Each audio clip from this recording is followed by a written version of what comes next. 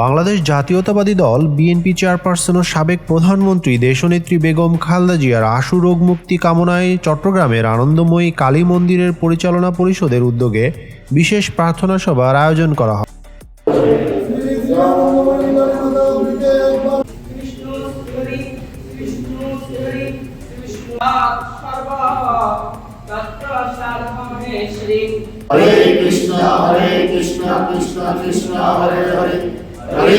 আনন্দময়ী কালী মন্দিরের পরিচালনা কমিটির সভাপতি অধ্যাপক ডক্টর অজয় দেবের সভাপতিত্বে পূজা পরিচালনা পরিষদের সাধারণ সম্পাদক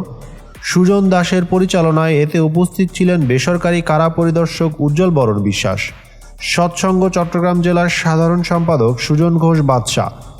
চট্টগ্রাম মহানগর পূজা ফ্রন্টের সাধারণ সম্পাদক বাবলু দেবনাথ, অর্থ সম্পাদক কেশব চন্দ্রনাথ সহ অন্যান্য ভক্তবৃন্দ।